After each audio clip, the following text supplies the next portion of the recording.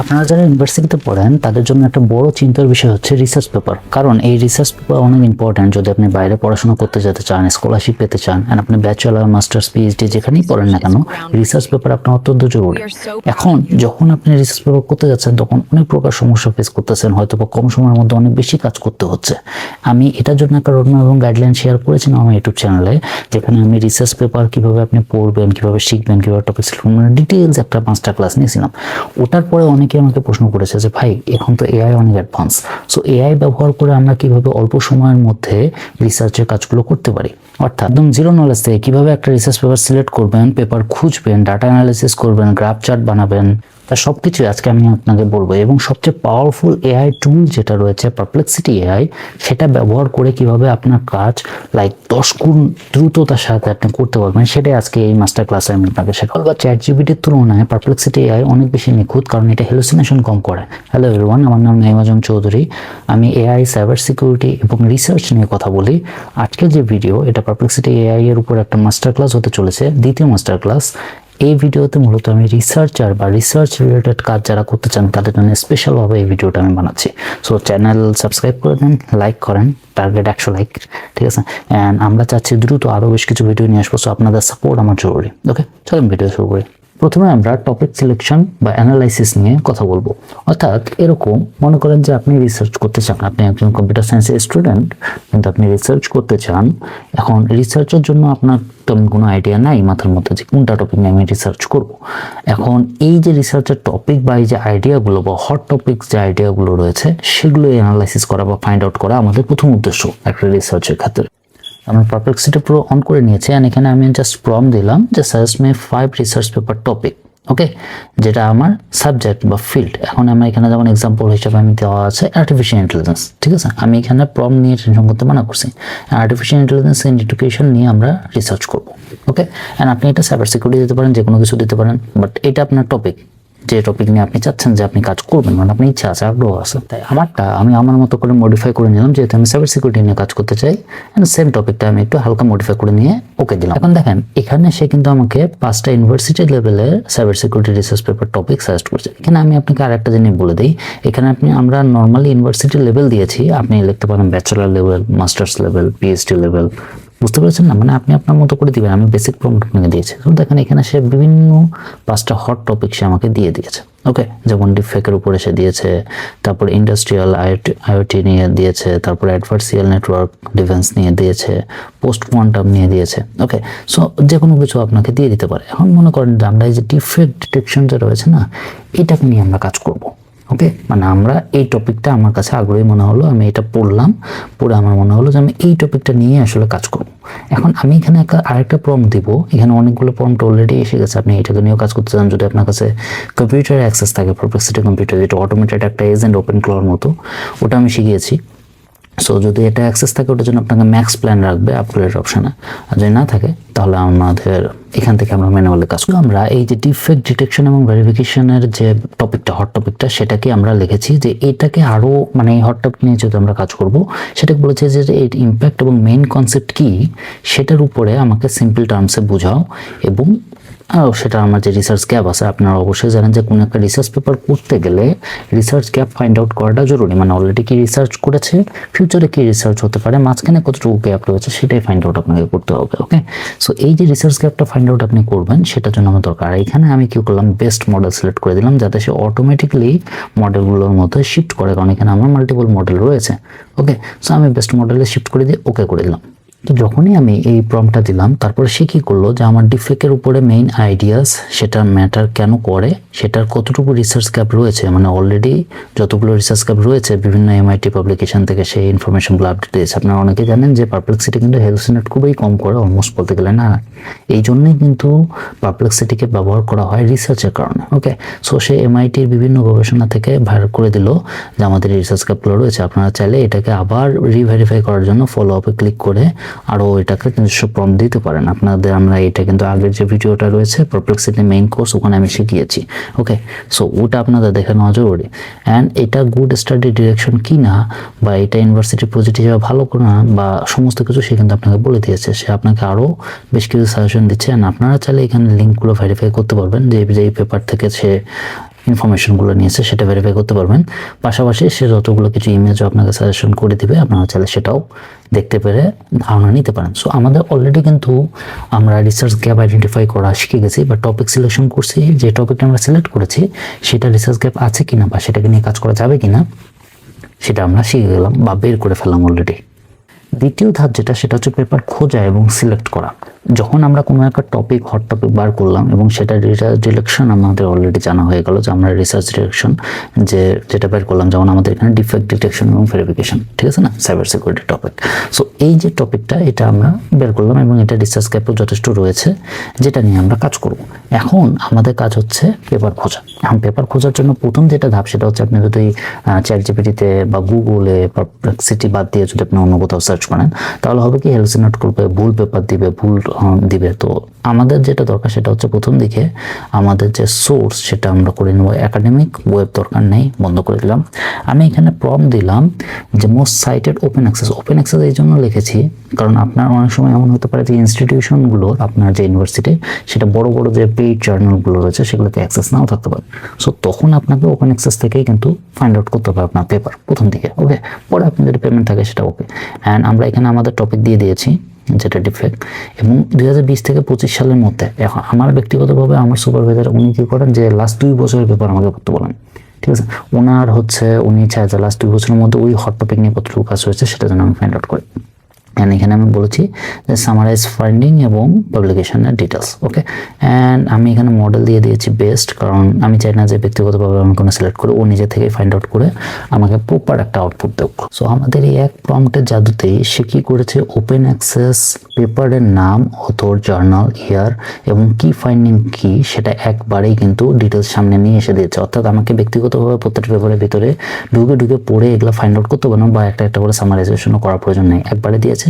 আপনি চাইলে ডাউনলোড করতে পারবেন, এটা কপি করে আবার এটা নিয়ে আরও কাজ করতে পারবেন, ওকে। অ্যান্ড এখানে সে শর্ট লিস্টটা আমাকে করে দিবে যে বেস্ট শর্ট লিস্ট, কোনটা বেটার, কোনটা কোন জার্নাল বেটার, সমস্ত কিছু বলে দিয়েছেন। আপনি চাইলে এখান থেকেও কিন্তু ওই জার্নালটাকে পড়তে পারবেন এবং আমি এখানে লিঙ্ক অপশনেও ক্লিক করে আপনি ওই জার্নালগুলো দেখতে পারবেন যেটা এখানে অলরেডি সামারাইজ করে দিয়েছে, ওকে। সো আমরা ওখানে যাচ্ছি না, এগুলো আপনারা পরে পড়ে নিন, আমি ভিডিও ছোট বানাবো।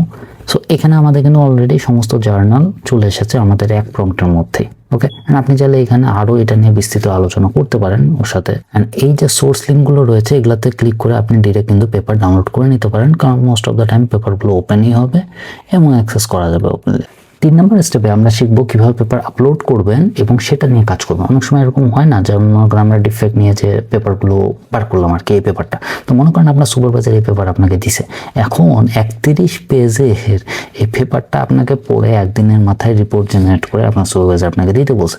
কারণ এই যে 31 পেজের আপনি পড়াশোনা করবেন, এটাকে বুঝবেন, আইডেন্টিফাই করবেন, কোন ফিগার কি করছে, কোন টেবিল কি বলছে, কোন অ্যালগরিদমের কোন মিনিং, এটা আপনি নিজে থেকে বুঝে কিন্তু লিখতে পারেন, ওকে। আপনার যদি ইচ্ছা থাকে, যেটা আমি সাজেশন করি যে হ্যাঁ পড়া উচিত, আমরা এভাবে করে পড়ছি। আমাদের একটা কথা থাকে যে মিনিমাম 100টা পেপার পড়তে হয় রিসার্চ পেপার, প্রথম রিসার্চ পেপার লেখার আগে। সো এরকম মনে করেন 2টা রিসার্চ পেপার দিয়েছে, এখন এই 2টো রিসার্চ পেপার আপনাকে সুপারভাইজার দিয়ে বলতেছে যে 7 দিনের মাথায় আমাকে দিয়ে দাও। এখন আপনি হচ্ছেন আমার মতো অলস, তা আপনি কি করবেন, পারপ্লেক্সিটির মাধ্যমে এই রিপোর্ট পেপারটাকে ভালোভাবে অ্যানালাইসিস করতে পারবেন। কিভাবে, প্রথমে আমরা যেটা করবো সেটা হচ্ছে ফাইলটা আপলোড করবো।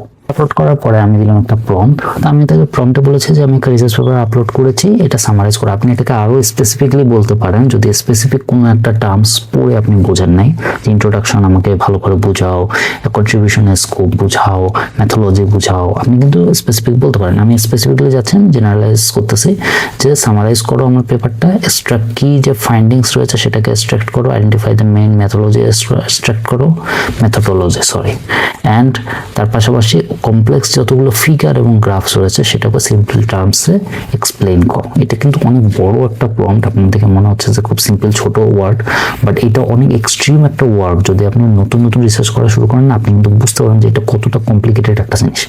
যখনই আপনি পিপিটি মানে পেপারটা আপলোড করে দিয়েছেন পিডিএফ ফরম্যাটে, সে কিন্তু আপনাকে এই সমস্ত কিছুই আইডেন্টিফাই করে দিয়েছে যে এই পেপারটা কিসের ব্যাপারে, ওকে, আমরা জানি ডিপফেকের ব্যাপারে। ওকে, অ্যান্ড তারপরে সে এটার যে মেথোডোলজি, তো সে সেটা হচ্ছে এক্সপ্লেন করেছে।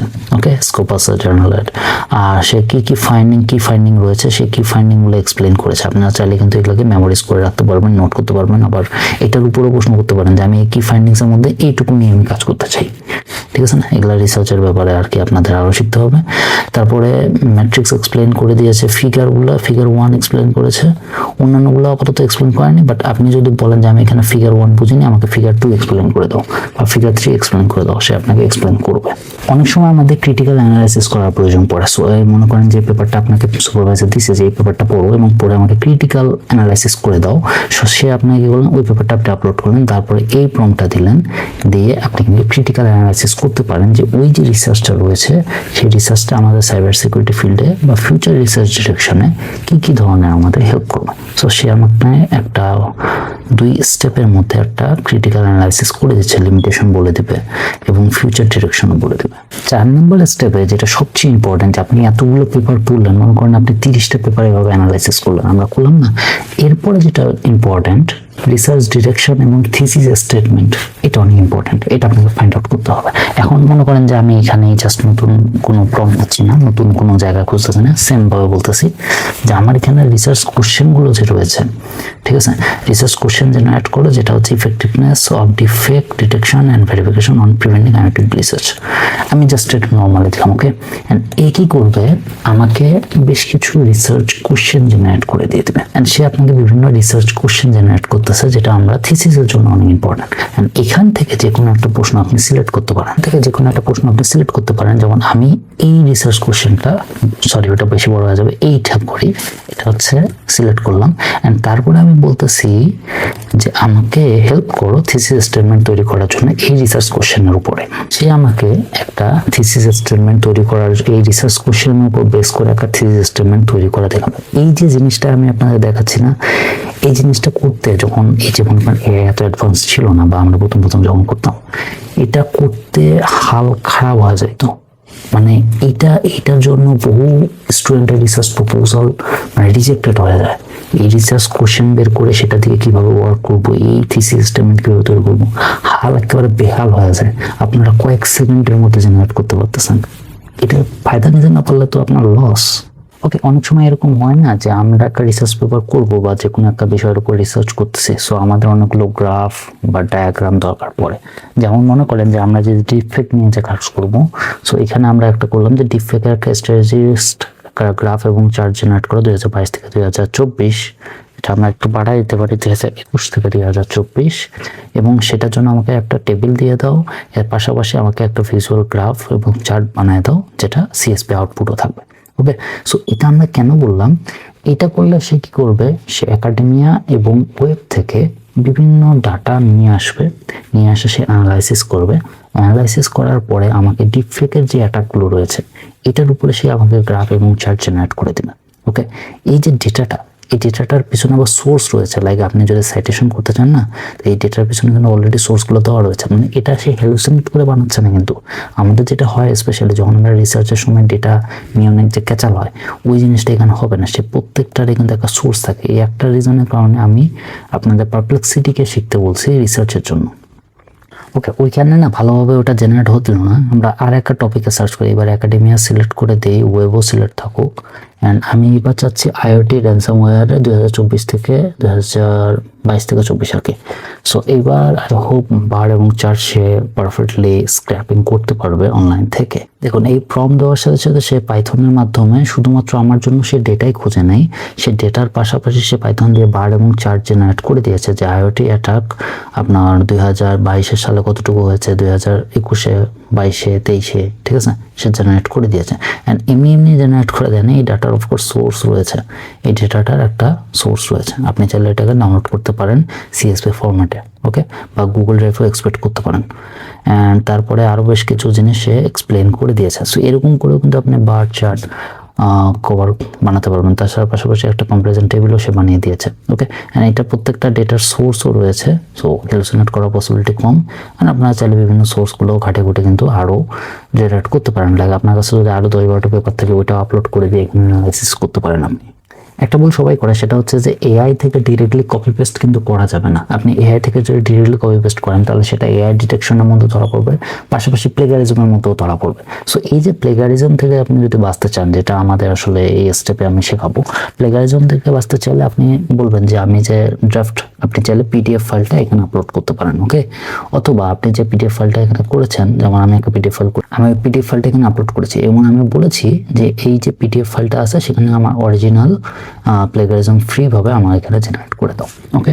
সো আমি মনে হয় যে এখানে আরেকটা জিনিস করলে বেটার হতো, যদি আপনার টেক্সট লেখা থাকে, মনে করেন আমি এখানে ইন্ট্রোডাকশন এই যে অংশটুকু আছে এইটুকু আমি লিখেছি, এটা কপি করলাম, সরি কাজ করে অ্যাবস্ট্রাক্টটাই কপি করি, এই অ্যাবস্ট্রাক্টটা যে কপি করলাম, এই অ্যাবস্ট্রাক্টটা কপি করে আমি এখানে বসাই দিলাম, আমি পিপিটি ফাইল দিচ্ছি না, অ্যান্ড এটাকে সে আমাকে প্লেগারিজম ফ্রি করে দিবে, ওকে।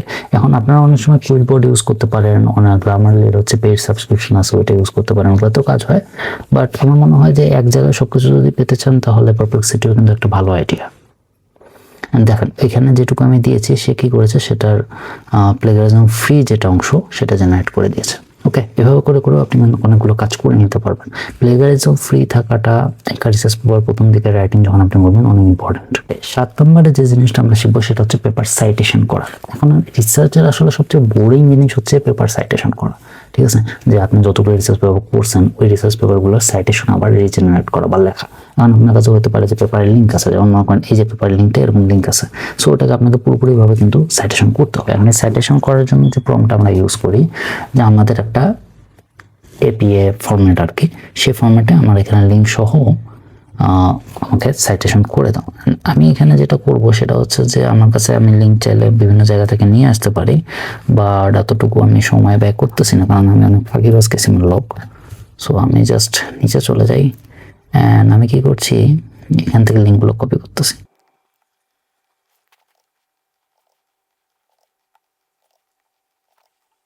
এবং আমি তাকে বলেছি সাইটেশন করে দাও, অ্যান্ড আমি চাচ্ছিলাম যে সে ওয়েব মডেল ছাড়াও একাডেমিক থেকেও অংশ দিয়ে রাখলাম, বেস্ট মডেল আপনি আপনার মতো করে সিলেক্ট করেন। সো এই যে লিঙ্কটা আপনি যতগুলো পেপার পড়ছেন মিনিমাম, আমি জানি আপনারা অবশ্যই জানেন, সেটা হলো যে যখন রিসার্চ করবেন, তো রিসার্চে সাইটেশনে মিনিমাম আপনি যদি থিসিস করেন তাহলে আমাদের সময় যেটা ছিল যে মিনিমাম 40টা সাইটেশন দিতে হয়, ঠিক আছে। আর পেপারের ক্ষেত্রেও মিনিমাম 30 থেকে 40টা উপরে হলে ভালো হয়, অনেকে আরও বেশি দেয়, ওকে। যেমন এখানে যে পেপারটা উনি করছে উনি কিন্তু 81টা সাইটেশন দিয়েছে, ওকে। সো এটা সম্ভবত একটা থিসিস পেপার, দ্যাটস ওয়াই এতগুলো সাইটেশন। এবং এই সাইটেশন কিন্তু পারফেক্টভাবে জেনারেট করতে হবে, এইটা পারফেক্ট হইতে হবে, লেখা পারফেক্ট হইতে হবে, নাম পারফেক্ট হইতে হবে, কোন জার্নাল সেটা পারফেক্ট হইতে হবে, ডিওয়াই লিঙ্ক পারফেক্ট হইতে হবে। অ্যান্ড সেটাই কিন্তু দেখেন আমি জাস্ট লিঙ্কগুলো দিয়েছি যে এই পেপারগুলো আমি পড়ছি, ওকে। অ্যান্ড সে পুরোপুরি আমার জন্য সাইটেশন জেনারেট করে দিয়েছে, এবং শুধু ওইটা না, সে কিন্তু খুঁজেও দিয়েছে যে কোন পেপার থেকে আমার এটা নেওয়া হয়েছে, কোন কোন জায়গায় পাবলিকেশন করা হয়েছে, ঠিক আছে। আমি আপনাদের পারপ্লেক্সিটি কেন, মানে দুটো ভিডিও আমি কেন বাড়ালাম পারপ্লেক্সিটির, সো আই থিঙ্ক আপনি নিশ্চয়ই বুঝতে পারছেন। এখান থেকে কপি করবেন আর পেপারে আপনার সুন্দর করে বসায় দেবেন। সো এই যে সুবিধাটা, এগুলো আগে কোথায় পাবেন? আগে তো সাইটেশন করতে 3 দিন চলে যেত, ল্যাটেক্সে করতে করতে অবস্থা খারাপ, ল্যাটেক্সে কোর্স নিয়ে আসতে হবে। আপনারা নিশ্চয়ই দেখতে পারলেন যে পারপ্লেক্সিটি ব্যবহার করে কত সহজে আপনি আপনার রিসার্চের কাজগুলোকে ফাস্ট ফরওয়ার্ড করবেন। তো আই হোপ এত কিছুর পরে যদি আপনি আগ্রহী না হন পারপ্লেক্সিটি ইউজ করার জন্য, আপনি লস করবেন। এখন আরেকজন কিছু কিছু মানুষ আমাকে বলে যে ভাই আসলে এত এক্সপেন্সিভ। দেখেন রিসার্চ পেপার করাটাও কিন্তু অনেক এক্সপেন্সিভ, অ্যান্ড আমি এখানে প্রো করেছি, আপনাদের জন্য এডুকেশন রয়েছে, এটা কীভাবে নিতে হবে এটা এখানে বলে দিয়েছি আমার আগের যে ভিডিওটা সেখানে। অ্যান্ড আমার মতে আপনি প্রো কেন, আপনি ম্যাক্স অপশন যেটা রয়েছে না এইটাই নেন, খরচ করেন, ভালো জিনিস করলে, ভালো পেপার হইলে ফায়দাটা আপনিই পাবেন। আই থিঙ্ক ভিডিওটা আপনাদের ভালো লেগেছে। যদি এতদূর পর্যন্ত আপনি এসে থাকেন, ভিডিওটা ভালোভাবে দেখেছেন, এবং রিসার্চের কাছে যদি আমি কোনো কন্ট্রিবিউট করতে পারি, তার যদি কোনো প্রশ্ন থাকে অবশ্যই আমাকে জানাবেন, অ্যান্ড অবশ্যই চ্যানেলটা সাবস্ক্রাইব করে দিয়েন, লাইক করিয়েন। এটা আমি কেন বারবার বলতেছি, কারণ আমাদের চ্যানেলটা অনেক ছোট, আমি যতই কোয়ালিটিফুল জিনিস দিই না কেন, যদি সেটা সঠিক মানুষের কাছে সঠিক সময় না পৌঁছায় তাহলে এত কিছু কষ্ট করে বানানোর কোনো মানে হয় না, ওকে। সো আমি চাচ্ছিলাম যে চ্যানেল লাইক করেন, সাবস্ক্রাইব করেন, ফ্রেন্ডদের সাথে শেয়ার করেন, যাতে তারাও আমার চ্যানেলে আসে, এবং আপনাদেরকে হেল্প করার জন্য আমি সবসময় অ্যাক্টিভ থাকি আমার সোশ্যাল মিডিয়াগুলোতে। তাই নেক্সট ভিডিওতে অর্থাৎ ওপেন ক্লোয়ার টিউটোরিয়ালে ইনশাআল্লাহ শুক্রবার আপনাদের সাথে দেখা হচ্ছে। ভালো থাকবেন।